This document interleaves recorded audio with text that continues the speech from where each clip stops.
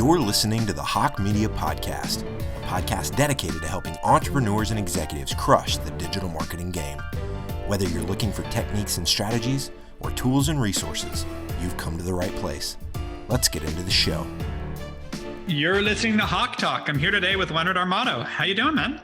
I'm good, Eric. Good to see you again, and always love to talk to you. You too. So got to take it all the way back. Did you, as a 4-year-old, were you already like trying to power broker deals, starting different leagues, like the chairman of your soccer team? Like, how did it all start? No. I had no idea what I wanted to do. My dad was a university professor, and he had a. And where? He was born in Brooklyn, New York. The parents, his parents were Italian immigrants, and they came over just before World War I, and he grew up and enlisted when he was 17 years old in World War II, and his neighborhood, which was called Bensonhurst, is renowned for being the home of homegrown mafiosi. So, all of his friends, none of them went to school. They were all in the mob.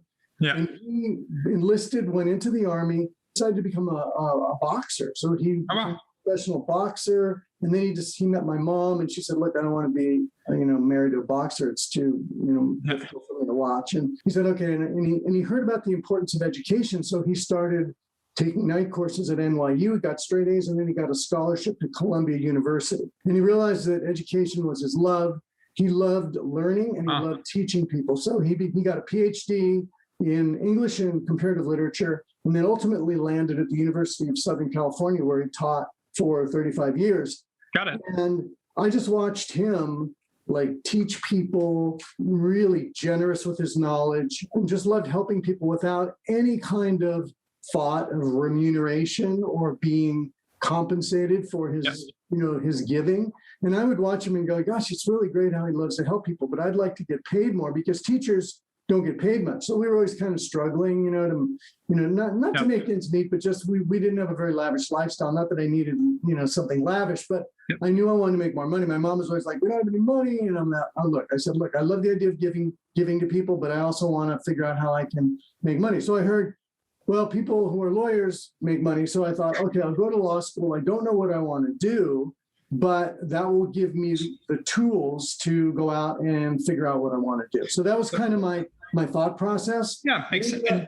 Quick question, couple quick questions. One, when was your dad born? What year? 1926. Okay, so my grandfather was born in Brooklyn, on the Brooklyn meat market. His best friend since kindergarten was Paul Castellano. Oh, wow. And my uncle who is my godfather, his godfather was Paulie.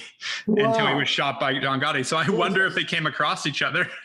I don't know. And he was born probably 26, 27, somewhere in there. Yeah, I'm sure my dad knew of him. His friends, I remember when I was a little kid, his friends were like Fingers and Blackie and, all these crazy Nick Rubber this, and he had these crazy names. And the thing that was interesting is when he got out, he was like the only one in the neighborhood to get out of the mob. Mm-hmm. And when he'd come back to the neighborhood, he was kind of revered because he'd somehow gotten himself out, and he was a professor. So we'd walk around and people would be really respectful of him.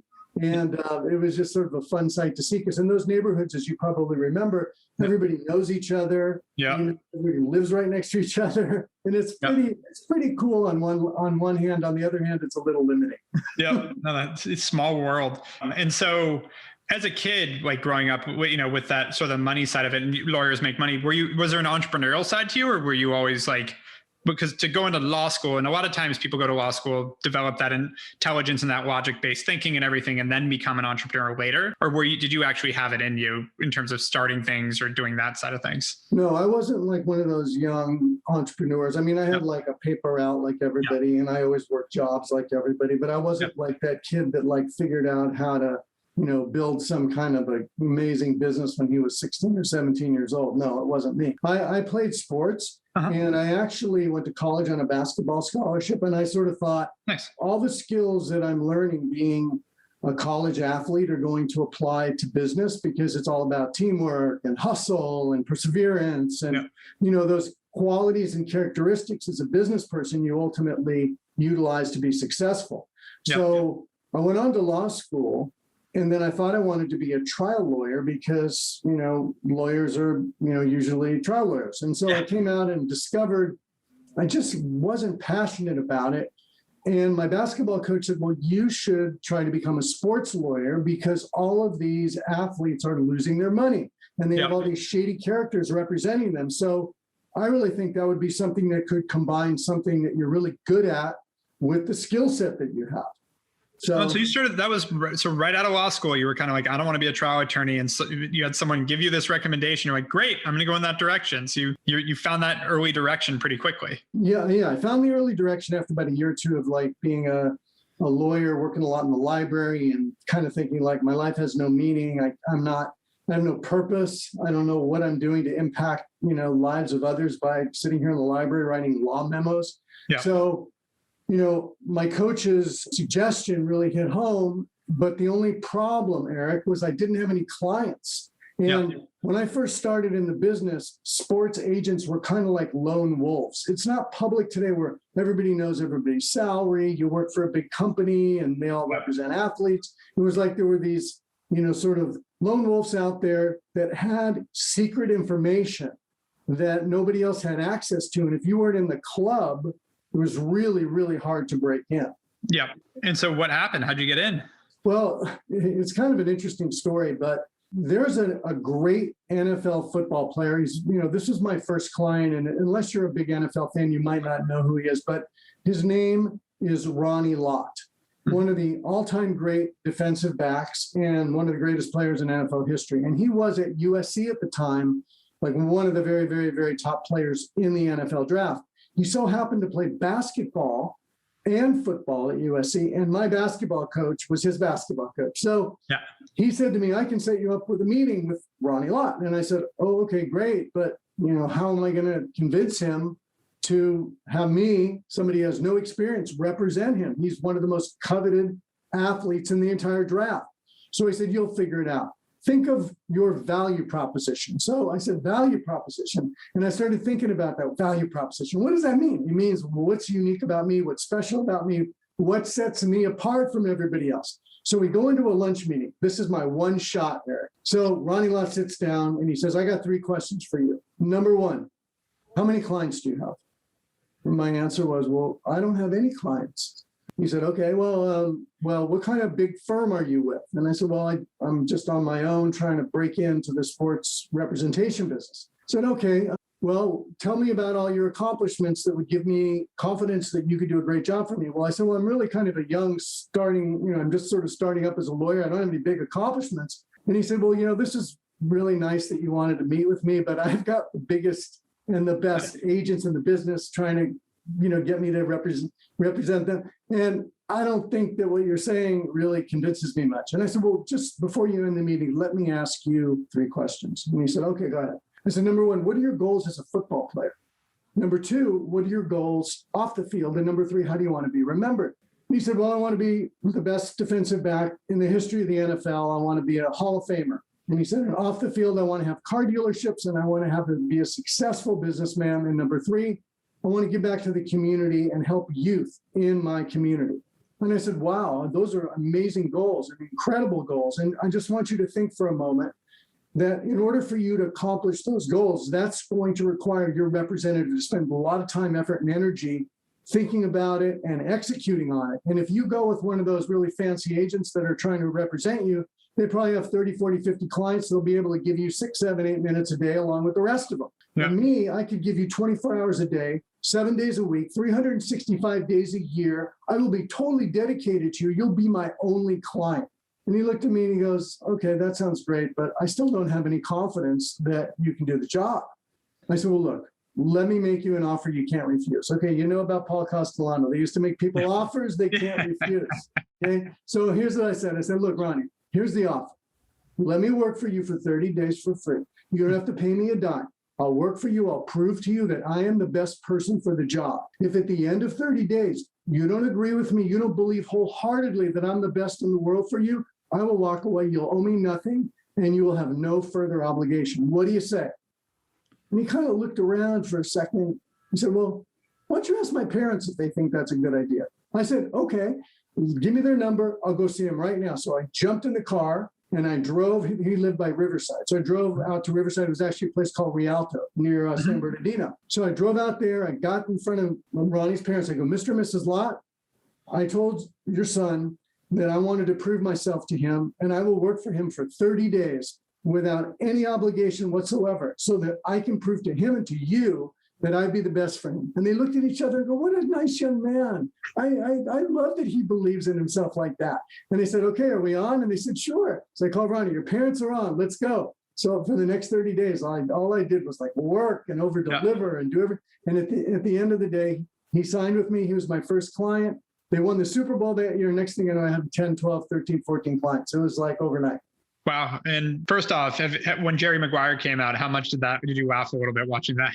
Well, it's funny because I spoke to Cameron Crowe, who's the writer, about this. And I actually had a scene in the movie, which is patterned after a conversation I had with him. Because what ended up happening after I signed Ronnie Lott was that he was drafted by the 49ers and they weren't offering him enough money in his contract. And I had to, this is my first contract. It had to be amazing.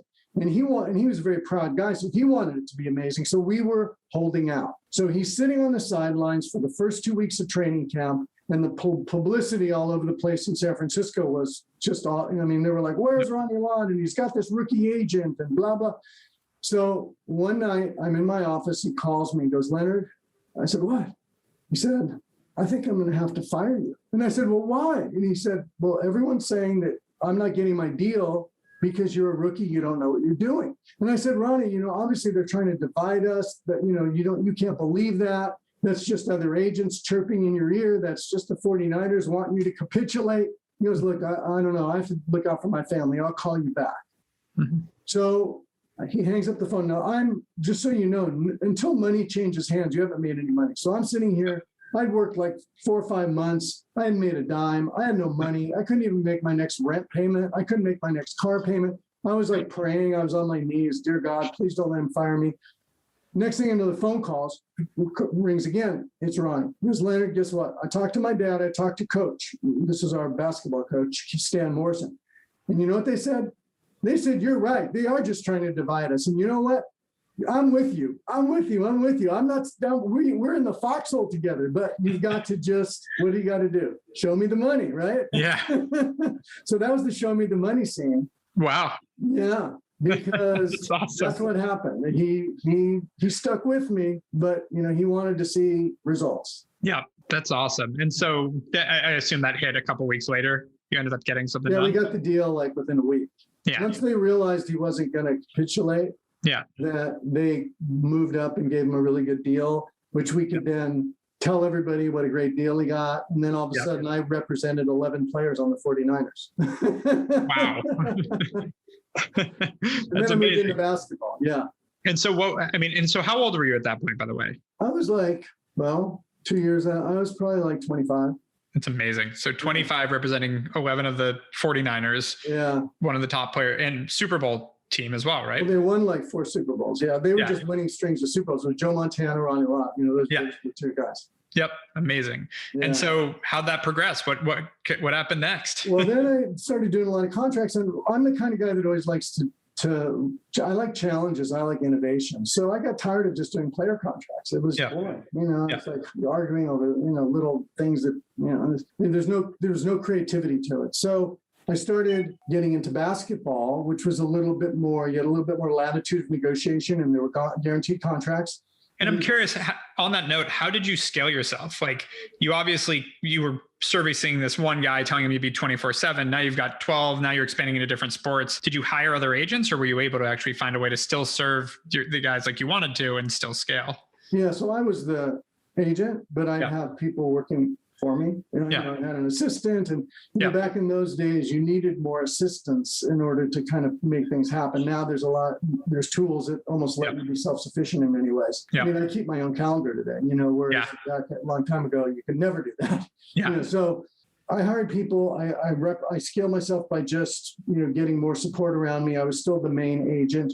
Then I just fortuitously was introduced to Kareem Abdul-Jabbar towards the end of his career. He had just lost all of his money. His house had burned down. because his agent before me had invested in a bunch of really bad real estate deals, and he was jointly and severally liable on a $25 million loan, which is like $100 million today. And so they were about to wipe him out, and I went into the bank and negotiated with them and basically got him out of it. He paid a little bit, but he got out of it.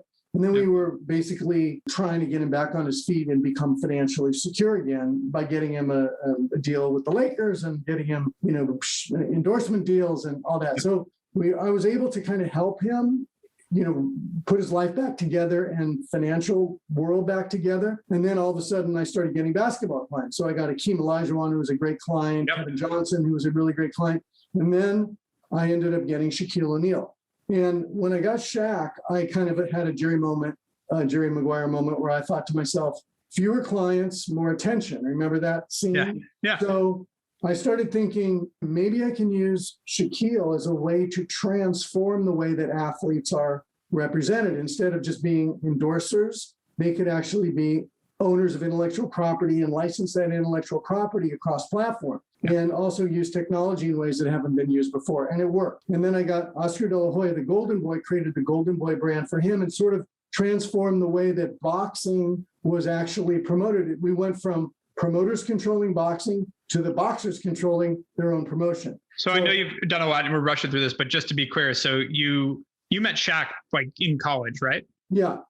And so got him. And then you just mentioned you helped start Golden Boy, which is one of the biggest boxing promotion companies out there. Yes. And how did that come? Like, did you just meet Oscar De La Hoya and be like, we should do something here? I got this. Like, you just brushed over that. So. Oh, yeah. So, I mean, yeah. So I was representing Shaq and we were working on, the transformation of his IP into an institution. Yep. And a guy that worked for me, and now I had about 20 people working for me. So a guy that was working for me, and actually he works still in the boxing business today. His name is Bruce Binko. He worked for me for like 20 years. And Bruce comes into my office one day, and at the time he was working on Shaq entertainment projects because we were doing movies and TV and stuff. And he goes, look, we should get in the boxing business. This guy loved boxing. Okay. He used to work for Playboy and he used to go to all these, boxing parties that Hugh Hefner used to have at his place. And he said, there's this guy, Oscar De La Hoya, and I knew who he was. He says, we should represent him because the guy that's advising him is a car dealer, and wow. He doesn't know what he's doing. So we went to the car dealer, realized the car dealer didn't know what he was doing, but the car dealer thought, well, these guys can help me look good. Yeah. So we started representing Oscar, and the car dealer was sort of off to the side. And then Oscar realized that we knew really how to do this in a way that hadn't been done before. And his promoter at the time was Bob Arum. Mm-hmm. If you remember Bob Arum, yep. He's still around. It's which they're Top Rank. Top Rank is the name of his company. So at some point, Oscar started to realize through us that in a fight, he might make $10 or $12 million, but Arum might make $15 million, and he wasn't putting up anything. He was just, talking and making the deal. And he finally realized, well, I could promote my own fights because I'm the draw, not him. Yep. And all the money is being put up by the pay-per-view operators or somebody else. So we started Golden Boy. We created a brand, and we launched his business as a boxing business. And Bruce went over to work for him. That's awesome. Yeah. Very cool.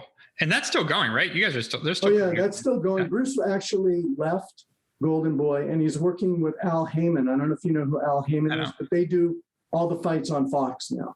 Got it. Awesome. Okay. So I guess that was Shaq's entertainment side was where you started to this IP thing is working. Is that the validation you needed? Yeah. Yeah. Well, I mean, what we did with Shaq is we took his Dunkman logo and we licensed it to a bunch of companies that were synergistically aligned. So it could be a Pepsi and a Reebok and a Electronic Arts, and it could be Nestle's, and it could be Viacom. So we had probably a coalition. I call it a marketing coalition of probably 50 companies. And then I would bring them together in what I call the Shaq Summit. And at the summit, they come together and not only get to hear about our plans, but they would also reveal their plans. And then they would all get together and build cross promotion. So it was almost like 1 + 1 = 3. Yeah. And being part of the coalition was almost a really cool thing for everybody. Awesome. That makes sense. And with And I've heard a little anecdote about Shaq and his shoe line that it doesn't have the notoriety and the collectibles of Jordan, but they've sold, is it way more? Or like, I remember there's a comparison there that's insane. Yeah, I mean, I don't know, I think he sold 125 million pairs or some crazy number of pairs, but it's a very complicated story because I bifurcated Shaq's shoe business early on. So originally it was Reebok, but we also had a mass market line. Yeah. So Reebok was going upstairs, the mass market line was going downstairs. And then I actually not only bifurcated, I had another line, which was called Dunk, which was the first ever direct-to-consumer footwear company where you could make your own footwear and over the internet. It actually became the foundational technology behind Nike ID. Oh, wow. Did you sell it to Nike ID or did they? No. Okay. Unfortunately, this company went under. It's one of my great failures. They happen. You got it. When you keep swinging the bat, you're going to miss a couple. Well, here's what happened. This was during the first internet bubble. And I created something called Digital Media Campus, which was a place where digital businesses in the sports and entertainment area could be developed and grown. Mm-hmm. And almost think of it like an incubator. And so we had, I mean, you wouldn't believe it. We had the first ever direct-to-consumer record company, the first ever direct-to-consumer footwear company. I owned all of Pamela Anderson's, or we did in the company, internet rights when she was the most searched person on the internet. So just imagine that. Yeah. She had a thing called Pam TV. We had the first direct-to-consumer ticketing company. So we had a lot of stuff going on. It was a really cool time. And then all of a sudden the bubble burst and all of our investors wanted to pull out because they were afraid of what was going to happen next. So Dunk, the first ever direct-to-consumer footwear company, had to fold. Wow. Did anything survive through that? I'm curious. I think tickets.com came out of that. Tickets.com, okay. Yeah, and we actually out of that, also we were going to do a direct-to-consumer sport, which was the ADP Pro Beach Volleyball Tour, which I created. And so that sort of came out of that a little bit. And then I put men and women together under one umbrella with equal prize money and equal television time. And it became the first women's sport that was actually equal to men's sport. And women's beach volleyball is actually more popular than men's beach volleyball. And this is early 2000. This is like 99, 2000. This is like in the early 2000s, 2002, 3, 4. I mean, we had $5.5 million in prize money. I actually stopped representing athletes and started running that tour as the commissioner for like 5 years. Wow. And so, I mean, that's way ahead of your time because now it's something that is like, so I'm not allowed to say it, but there's a women's soccer team launching in LA that's getting a lot of attention. That looks awesome. Yeah. And there's a lot of talk there with the women won the World Cup and are still completely underpaid compared to men. But there's the argument both ways about, well, men get more attention and get more eyeballs, which allows for it. But it's a very prominent conversation right now. And you almost 20 years ago were way ahead of it. And like, nope, everyone gets equal. This is going to be more. Well, here's the deal, Eric. I've been an advocate of women's sports and rights for a long time. But the truth is, you either have the same respect in our culture or you don't. Yep. And part of the problem is that we are conditioned, men, to value athletics and only male athletics. And we're conditioned as women are conditioned to value beautiful women and singers. I mean, if you look at the Instagrams, just look at Instagram. Who's the top Instagrams in the world? Okay, on the men's side, it's Cristiano Ronaldo, LeBron James. Yeah. On the women's side, it's Ariana Grande and Kim Kardashian and all that other stuff. So you just see who we're modeling as a male and a female. And then, women's sports, we just don't get the same level of distribution or coverage. So then again, the respect doesn't exist. So you got to kind of get it to that point. The reason volleyball was able to kind of break through a little bit is women were wearing bikinis and people were looking at it and going, oh, they're playing in bikinis. Oh, wow, this is amazing to watch this. And then they'd see the sport and realize it was really cool to watch. So that's why, if you remember Misty May and Kerry Walsh, and my wife played in 3 Olympics, Holly McPeak, and, it's a fun sport. And now we got it to become an NCAA championship sport. So it's a big sport for girls now. Yeah, no, actually, one of our executives' daughter is playing at the top level of high school and hoping to go. Where does she play? She's down there. She's in El Segundo, or I forgot which high school. She might play in my wife's club because my wife has. They just played in Orlando. Is that where the championship was? Yeah, there was a tournament in Orlando. Yeah. So he was out in Vegas and he was out in Orlando with her recently. So. What's her name? Breeden's her last name. I'm trying to remember his daughter's name. Regan is her last name? Breeden, Breeden. Breeden. Okay, I'll ask Holly. Yeah, I'm curious. Yeah. No, I told him we were going to be talking. I think you guys have met before, but because he coaches down there too, volleyball. He played college. Oh, then she knows him. Ask him if he knows Holly McPeak, because Elite Beach Volleyball is the #1 beach volleyball club for high school girls in America. Oh, awesome. Yeah, no, I'm sure he does, because he's literally down the street from you guys too. So much fun. Yeah.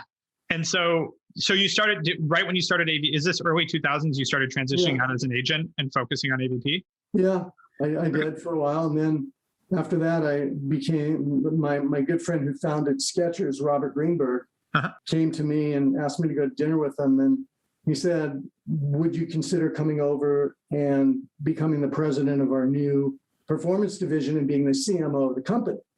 And can you help us with our marketing? And so I said, okay. And I did that. Yep. We actually, you'll love this. We put in our first performance commercial, which was for a walking footwear product, Kim Kardashian. I remember. When she wasn't really that famous. I mean, she was just getting going. She was just getting going. And it's funny. I did the deal with her mom, Kris Jenner, and I still know them because I gave her her first $1 million check. So yeah. So we put her in the Super Bowl, and I think she had like 1.5 million Twitter followers, and it went to 15 million the next day. Wow. That's insane. That's amazing. And so where did you pull that from? I'm curious, like, where did that come up that you were like, I'm going to do this deal with, how did you know the Kardashians? I don't, maybe you did know they were going to be as big as they are, but you knew something. How do you ever really know? Yeah, right. What happened was, I'll tell you the story. I was thinking, Robert Greenberg came into my office and goes, all right, I'm buying a Super Bowl commercial. I got 3 months. You got to figure out how to get me a lot of exposure. And I'm like, oh gosh, what am I? Sounds like a founder move right there. Yeah. Because usually, did this help? Yeah, they plan Super Bowl commercials usually 9-10 months out, and they shoot them 6 months out. And so 3 months before, he says, I'm shooting a Super Bowl commercial. Well, you got to help me. What are we going to do? And I'm thinking, okay, what are we going to do? And one of my interns at Skechers came in, and she was a volleyball player, and she was also kind of an influencer. She said, there's this influencer, Kim Kardashian. People are following her. She's getting a lot of social media attention. It was just when social media was starting. Yeah. And I just remembered she had a sex tape. I mean, at the time. But I said, I don't know if they're going to want her at Skechers sex tape. She's an influencer. I said, no, she's really respected, blah, blah, blah. So I'm thinking to myself, all right, well, maybe it's worth a shot. So I went into Robert and I said, what do you think? He goes, well, she had a sex tape. I don't know if our customers would like it. But he started to realize that she was getting a lot of heat in social. So we came up with a plan that you would take social media, combine it with mass media, and that combination would be, combustible. Yeah. So we ended up figuring out a way where we would get a lot of attention for her Super Bowl spot. And the idea was Kim Kardashian, remember she was always having train wreck personal, relationship. Okay. So the whole idea was Kim Kardashian is going to break up with someone in front of 110 million people on the Super Bowl. You better tune in and watch. So I invited all the press in to the shoots, the commercial shoot, but we embargoed them so they couldn't go in. And she'd come out and do interviews and say, oh my gosh, I feel so bad. This poor guy. And they'd be like eating it up, and they'd be writing articles. We got like 2 billion impressions before the Super Bowl even hit. Wow. Yeah. So it was pretty good. Yeah, you guys did a great job. I guess without ever being a CMO in your past, you figured it out pretty quickly.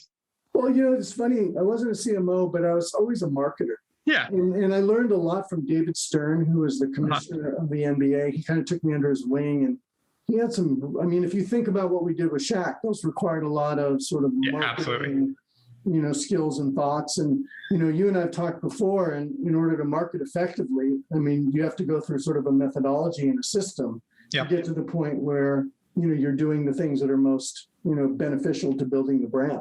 Agreed. And so I'm curious, what happened to your clients when you started to move towards Skechers and move towards AVP? Did you like slowly transition out?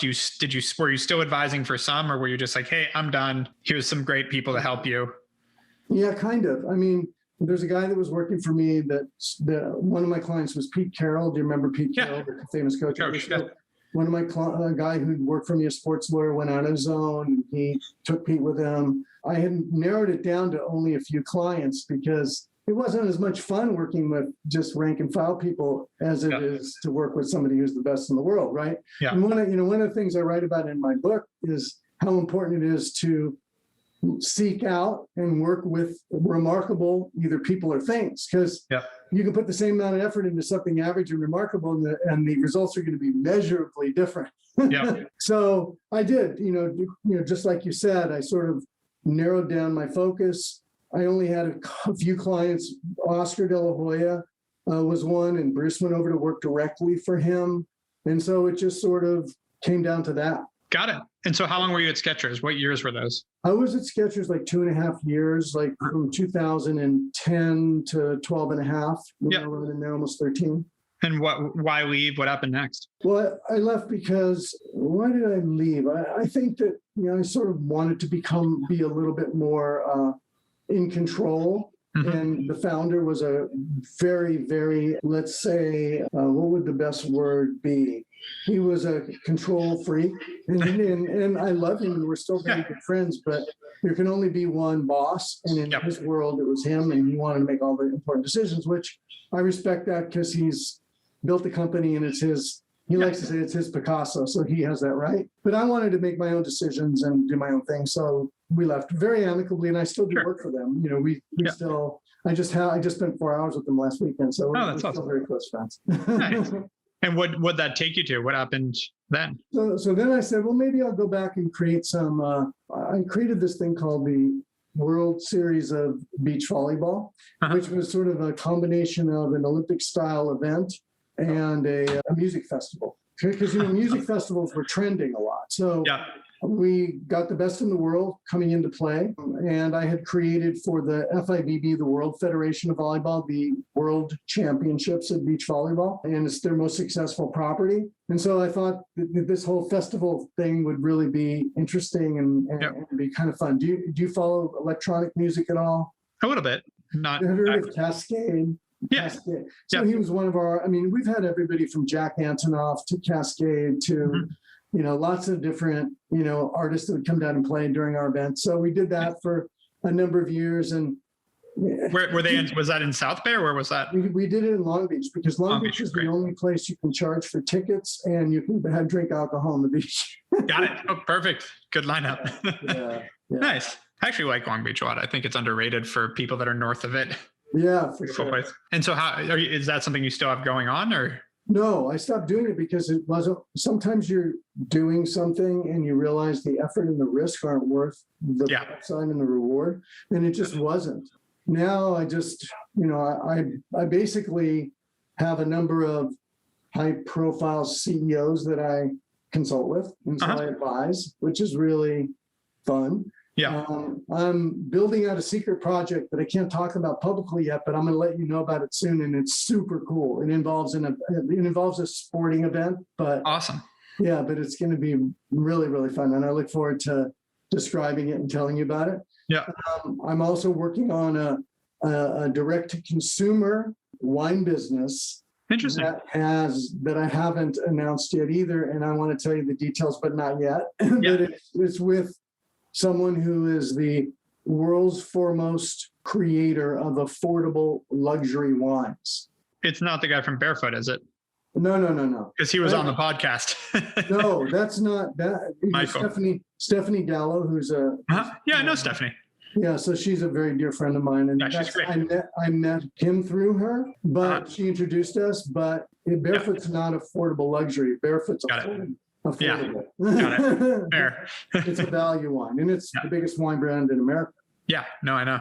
He's fun. They used to be, that's how I met Stephanie, because Barefoot used to be a sponsor of my AVP Pro Beach Volleyball tour. Wow, got it. Love how this small world works. Yeah. Makes sense. Barefoot. We won awards for the best end cap retail grocery promotions, because we put sand on the ground, a footprint, and a volleyball, and people loved it. That's fun. That's awesome. I know. Yeah, it's pretty cool. All right. And I usually ask a couple questions, but you answered one, which is what's next. Sounds like you have a lot of great secret projects coming out that we're going to have some exciting news soon. Yeah. And, I told you I wrote a book, and that book's going to come out probably in the first quarter of next year. I know you wrote a book. How's that coming? Coming out in February next year, we think. Oh, wow. Okay. Yeah. So it's sort of on the same Yeah. We were aiming for later this year, but it's one of those things. If you don't get a book out in September, October, you want to wait till February, March. So so that's what I'm doing. So we'll be on the book tour together. Perfect. Get some travel in. And so and what's the name of the book, by the way, just so people can look out for it? Well, the name of the book, it's really interesting. And Robert Greenberg, the founder of Skechers, actually named it for me. There you go. So one of the people that I work with said, you love to help people maximize their potential. In fact, that's what Shaq said about me on numerous podcasts. And I interviewed him in front of 1,000 marketing executives at Worlds. Did you come to that when I interviewed Shaq? I did. Yeah. So he said, "Oh, you helped me maximize my potential. Thank you so much." So one guy said, "Well, look, you help people enable greatness." And so I thought, well, enabling greatness could be kind of a cool title. And then Robert Greenberg said, here's what you should title your book. You should entitle your book Managing Giants, because you've had all these big people, but also big executives, so that could be a really interesting overall title. Then if you want to say the 7 keys to enabling greatness, then you can put that underneath it. So that's kind of what I'm thinking. Does that make sense? It makes a lot of sense. I like it a lot, actually. I think anyone that's trying to get into your line of work would want to read that immediately.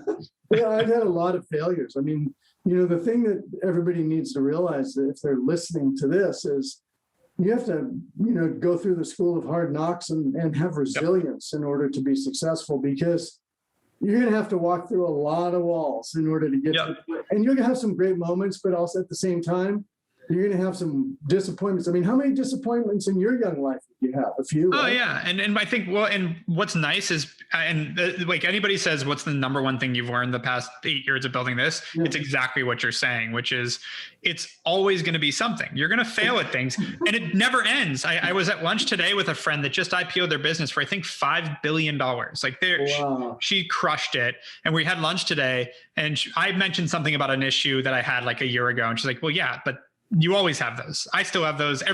She's now IPO'd and made billions, literally. And she's still like, yeah, but I'm still dealing with the same crap. I'm just working a little harder because now there's a lot of regulation and other stuff to do. So it's like, if you're going to get into this, you got to know that is part of it. You're going to fail. You're going to screw up. And it literally never ends. There's no finish line. No, I know. It's crazy. And you know what I found to be really helpful, Erik? And I don't know if you've come to this conclusion, but I really try at the beginning of every day to set my mind and set my intentions for the day, around the things that are most important. And I also want to fill myself up with so much like positive energy that it just sort of takes me through those, challenges. And like if good things happen, it just, obviously puts wind underneath your wings. But if you come into every day and every moment with positive energy, it's going to make a big difference. And it's infectious because people around you feel it. Like when we talk, we feel good energy, right? We feel this sort of like, okay, I'm inspired. Yeah. And that's what you've got to do. Inspire yourself and the people that you're interacting with. Yep. My dad dated a woman that a long time ago, that one thing I will never forget she taught me. This is 17 years ago she taught me this now, which God, I can't believe that I just said that. But 17 years ago, she said, Erik, every morning when you wake up, it's going to feel ridiculous, but just raise your hands in the air and yell, I'm a fucking champion. Just wake up and do it. And this is, by the way, I didn't know her that well when she first said this, but I got to hand it to her. It was a brilliant remark that like still sticks with me, not in terms of like I actually wake up every morning and do that, but like the meaning behind it of just getting up and just telling yourself, having that positive energy coming in and waking up that way. It does a lot. Yeah. Did you? Well, you said throw your hands up. Did you hear about that study about body language and positioning and how that increases your blood flow, your endorphins, your this, your that? So I put my hands up quite a few times just to kind of like tap into that. To that source, you want to tap into that source. Yeah, no, makes sense. Well, Leonard, this has been incredible. Thank you so much for coming on HawkeTalk. This has been great. I've loved it. And I look forward to getting together with you sometime. We should just sort of brainstorm about stuff. I bet there's something that we could do together down the road. I'm totally confident. Amen. Let's do it. Yeah, that'd be cool. All right. Well, have a great night. Look forward to seeing you. And I'm going to bring that surfboard down here soon. Absolutely. All right. Take care. You've been listening to the Hawke Media Podcast. To ensure that you never miss an episode, make sure to subscribe to the show in iTunes or your favorite podcast player. Thank you so much for listening. Until next time.